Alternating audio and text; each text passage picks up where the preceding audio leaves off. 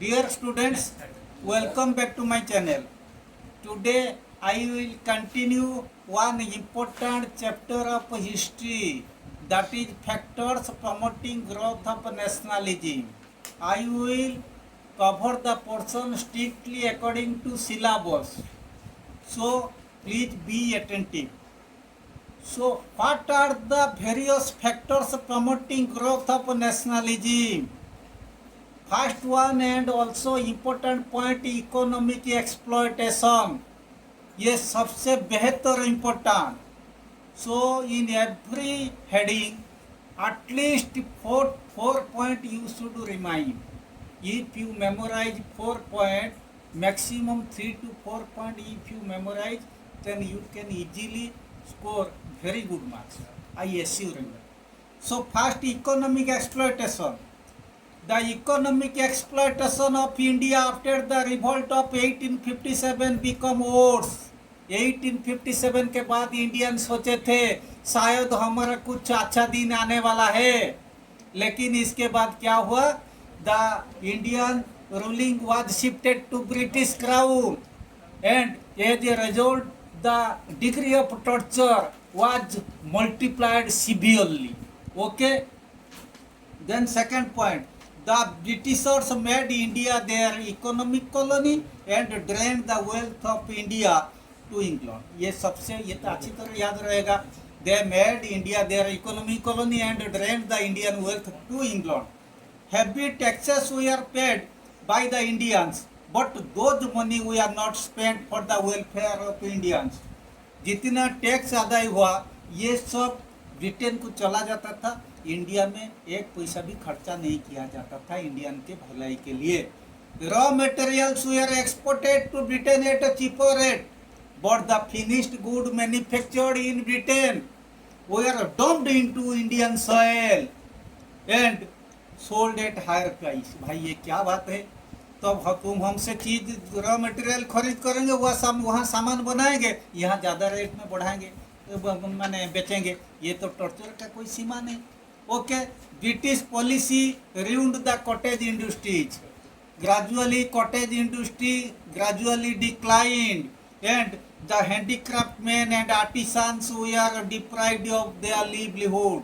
Okay, already 5 point I detected. Then repressive colonial policies. ये mainly by Lord Lytton. Okay कभी कभी आ सकता Lord Liton का रिप्रेसिव कॉलोनियल पॉलिसी, लेकिन मैंने यहाँ लॉर्ड कर्जन का भी एक लिखा. वो जो ये होता है, क्या होता है, पार्टीशन ऑफ बंगाल, मैं यहाँ भी एक पॉइंट दे दिया क्योंकि overall repressive colonial policy. The vernacular press act of 1817. इसका मतलब वर्नाकुलर प्रेस एक्ट मतलब many restrictions were put on Indian newspaper. Indian newspaper का ऊपर बहुत रेस्ट्रिक्शन पुट हुआ, लेकिन but the Britishers were violated. इनका ऊपर कोई पाबंदी नहीं था, वो कुछ भी लिख सके, लेकिन इंडियन न्यूज़पेपर का ऊपर बहुत पाबंदी था. And the Indian Arms Act also in 1878. Those two act were passed by Lord Lytton. Okay, actually according to Indian Arms Act, Indians could not purchase or sell arms without a license. लेकिन British लोग के लिए पाबंदी कुछ नहीं था. Indian लोग अगर कोई भी आर्म खरीद करेंगे या बेचेंगे बिना लाइसेंस में वो कर नहीं सकते. Those passed by Lord Lytton, which greatly resented the Indians. Second point, partition of Bengal by Lord Curzon in 1905 further antagonized the Indians and forced them to get rid of the foreign rule. ये Lord Curzon का repressive policy. Most of the areas in India were affected by worst ever famine from 1876 to 1878. It led to a huge loss of life. Amidst this, Indian treasure was emptied in holding Delhi Darbar with extravagance to declare Queen Victoria as the Empress of India. भाई लोग मरते थे यहाँ, जैसे insect तरफ south India highly affected हुआ था. उसी टाइम इतना फेमाइन होने के बावजूद वो क्या किए तो अपने माने वहाँ खुशी के लिए एम्प्रेस माने क्वीन विक्टोरिया को एम्प्रेस डिक्लेयर करने के लिए दिल्ली में बहुत बड़ा ग्रैंड दरबार बनाए थे, जिसमें लाख रुपये उसी जमाने में खर्चा हुआ था। लेकिन तब ये इंडियन को बहुत शौक हुआ। Okay, the maximum age limit for civil service examination was lowered to 19 from 21 to make it difficult for Indian to complete. माने 19 टू 19 from 21, 19 को जब शिफ्ट हो गया, कम हो गया, तब इसका कहने का मतलब जब 19 में होने पर इंडियन कोई ग्रेजुएशन करेगा वो 21 में, तब काफ़ी इंडियन एक्सक्लूड हुए इसको आईप्योर करने के लिए, क्योंकि ब्रिटिश लोगों का मतलब नहीं था इंडियन लोग कोई सिविल सर्विस क्वालिफाई करे। Okay, there was an unnecessary war against Afghanistan. ये पॉइंट, छोटा छोटा पॉइंट याद हो जाएगा। ये लॉर्ड लिटन एक अननेसेसरी वॉर किए थे अफगानिस्तान के लिए, कोई इंडियन का मैंने मनी व अर्थ खर्चा करके, कोई आवश्यकता इसका कुछ भी नहीं था। Okay, the British official used to insult, abuse, assault Indian workers. This created a feeling of discontent among them. जब जहाँ पे ब्रिटिश लोग काम करते थे, इंडियन वर्कर थे, इंडियन वर्कर को वो जैसे स्टे डॉग टाइप ट्रीटमेंट करते थे। पहला तो इनका सैलरी कम था, तब ट्रीटमेंट भी बहुत र्यूड था। Okay, then Indian press and literature. The press informed the people about the happenings of the time. ये तो अच्छी तरह हम जानते हैं। Then they not only criticised the unjust policies of the government but also played a vital role in infusing political ideas, patriotic sentiments and arousing political consciousness among people. ये सब बहुत अच्छा सेंटेंस, थोड़ा इसका ऊपर ध्यान देना। The press spread liberal ideas and message of patriotism. देशभक्ति का भावना सबका मन में वो प्रेस क्या करते थे, प्रेस वालों संचार करते थे। Okay, it become the means of mass mobilisation. तो प्रेस में जो खबर कागज में जो चीज निकलता था, तब ये मास मोबिलाइजेशन हो जाता था। Okay, then next one, socio religious reform movement. तब माने इसका मतलब होता है सोसाइटी प्लस रिलीजियस के साथ सोसाइटी का जो लेना देना, तो माने सोसाइटी प्लस रिलीजियन, इन दोनों का बीच में जो सामंजस्य था, उसी के बारे में ये मूवमेंट, इसको कैसे रिफॉर्म हुआ इसके बारे में लिखा हुआ। ऐसे ऐसे पॉइंट आएगा, with reference to the factors promoting growth of nationalism, explain the following. Socio religious reform movement. The socio-religious reform movement played a major role in growth of national consciousness in India. Social reforms social reformers like Raja Rammohn Rai, Swami Dayanand, Jyotiba Phule inspired the people with the idea of self-respect, self-confidence and self-reliance. ये सब बोले, भाई तुम कमजोर नहीं, तुम्हारा पूर्वज को देखो वो कितना शक्तिशाली थे, आज तुम कमजोर क्यों महसूस करते हैं। तब इसीलिए वो हमेशा लोगों का दिमाग में, दिल में नया देशभक्ति का भावना संचार करते थे। Okay, they roused the feelings of patriotism and nationalism in the mind of Indians. Roused, okay, they fought against social evils like the caste system, child marriage, sati system, female infanticide and untouchability. ये सब term को ध्यान देना चाहिए। ये those are the drawbacks of society. They promoted the ideas of equality, liberty, nationalism and enlightenment among Indians. Okay, so this is the socio-religious reform movement. Whatever in syllabus, whatever are important, everything I mentioned point wise. I think if you go through this, you will be highly benefited. Then Western thought and education. Western education helped Indian to adopt modern, rational, democratic, liberal and patriotic outlook. In English लोग यहाँ Western education spread किए थे। पहला तो इनका भाषा व language spread होगा, सेकंड इनको कन्वीनियंट होगा, थर्ड ये सोचे थे सब लोग क्रिश्चियन हो जाएंगे। तब इनका मकसद अलग था, लेकिन ये जे माने अलग तरफ का भावना इंडियन के मन में माने इसका प्रभाव अलग तरफ पड़ा, उन्हें ये चीज़ पता नहीं था। तो सब चीज़ का कुछ पॉजिटिव होता है, कुछ नेगेटिव होता है। वो जो ढंग से सोचे थे, लेकिन इसका रिजल्ट कुछ अलग निकला। Okay, it made them aware of their rights. The American revolution, जो वेस्टर्न रिवॉल्यूशन सब हुआ था, the American revolution, French revolution and other revolution in Europe inspired the Indians with the ideas of liberty, equality and fraternity. Indian सोचे अगर ये लोग सब revolution करके अपने देश को आज़ादी दे सकते हैं, हम क्यों नहीं दे सके। तब इनका मन में वही भावना आया। The writings of western thinkers, ये याद रखना, मैंने ऐसे लिखा ताकि शॉर्ट क्वेश्चन अगर आएगा, तुम अगर इस मैंने इस ये सब डिटेल पढ़ेंगे, शॉर्ट क्वेश्चन के लिए भी काम देगा। नेम टू वेस्टर्न थिंकर्स, तो यहीं से आ जाएगा। The writings of Western thinkers like Rousseau, R-O-U-S-S-E-A-U, R-O-U-S-S-E-A-U.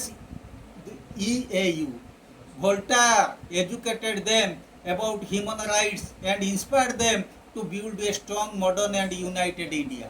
Okay, then modern means of transport and communication, English लोग मीन्स ऑफ ट्रांसपोर्ट कम्युनिकेशन बनाए थे मैंने, क्योंकि उन्हें सुविधा होगा इनका एडवांटेजेस के लिए। लेकिन हमारा भी बहुत सुविधा हुआ, क्योंकि हमारा पॉलिटिकल लीडर एक साइड से दूसरे जगह को आराम से जा पाए, ताकि नेशनलिज्म मैंने बहुत इजी उपाय में वो स्प्रेड होने लगा।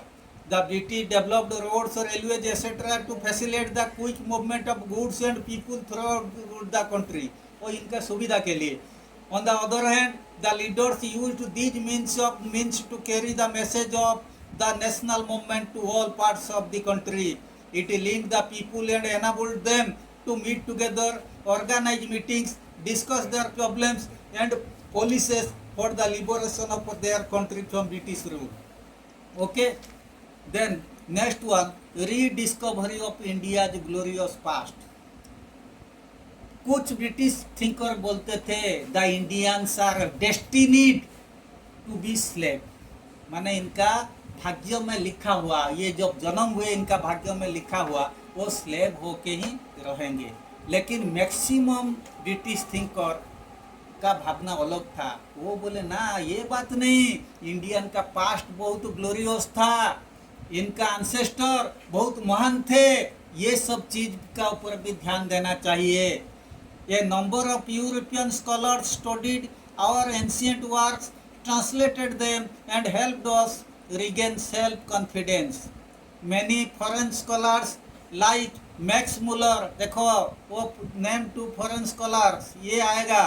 Many foreign scholars like Max Muller, Sir William Jones, जो इजी वर्ड है मैं इसको ही लिखा, we are greatly impressed by the political, social and cultural advancement of India's past.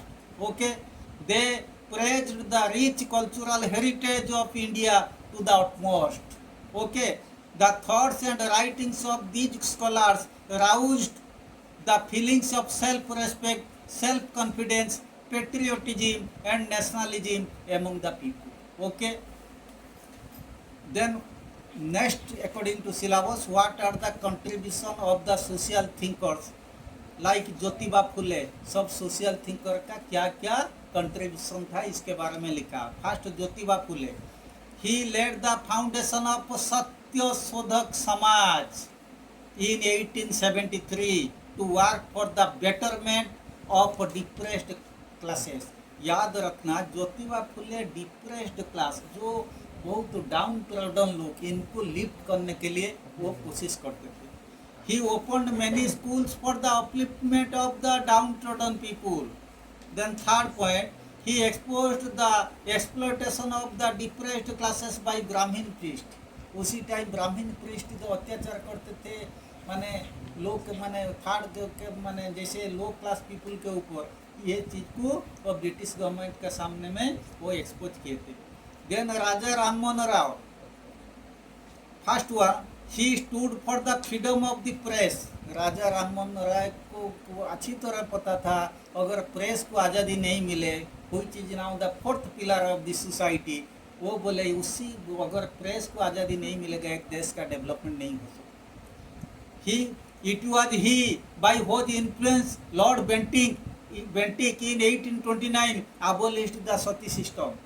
सब तो मेहनत किए थे, सती सिस्टम नहीं होना चाहिए, वो एक ऑर्थोडॉक्स इंडियन सोसाइटी में था, लेकिन वो कंटिन्यूस इन्फ्लुएंस किए लॉर्ड बंटिंग को, जो सोफर उसी टाइम में जो थे वाइसरॉय। तो लॉर्ड बंटिंग माने being compelled abolished the Sati system in 1829। He laid the foundation of the Brahmo Samaj in 1828 to reform the Indian religion and society। Indian religion और society को reform करने के लिए वो ब्राह्मण समाज बनाए थे in 1828। Then Surendranath Banerjee, SN Banerjee, he founded the Indian Association in 1876। ये सब इसका ऊपर ध्यान दिया जाए। Who founded Indian Association and when he founded the Indian Association in 1876 to organise a powerful public opinion against the British. Okay, he was one of the most vocal critics of the partition of Bengal in 1905। 1905 में तो slogan जब दे रहे थे, first member वो थे, वो हमेशा leading लेते थे, give reason why you did such type of autocracy because this is illegal। Okay, he published the highest circulated weekly English newspaper the Bengali to arouse the national feelings among Indians। उसी time में weekly जो newspaper था Bengali, BNGALEE, तब वो highest circulation हो रहा था। Okay, इसके बाद बहुत कम सिलेबस बचा इस चैप्टर में। देन दादा भाई Naoroji is popularly called the grand old man of India। Okay, point 1, he took an active part in the foundation of Indian National Congress and was elected its president thrice। वो तीन बार इसका president elected हुए थे। It was due to his effort in 1893 the House of Commons passed a resolution to conduct ICS examination both in England as well as in India। Okay, simultaneously he started movement against vernacular press act and atrocious treatment of the jamidars with the poor peasants। Okay, then formation of Indian National Congress, taking a view to Indian National Congress only it is given in syllabus। जो first session of Indian national Congress and second session मैंने थोड़ा लिखा, वो was the founder of Indian national Congress like this. Yeo Hume was the founder of Indian National Congress। Okay, it was formed in December 1885। Okay, the first session of the Congress was held in Bombay। उसी time Mumbai को बॉम्बे कहा जाता था, under the presidency of W.C. Banerjee in December 1885। Okay, then second session, the second session held in 1886 in Calcutta with the presidency of Dada Bhai Naroji।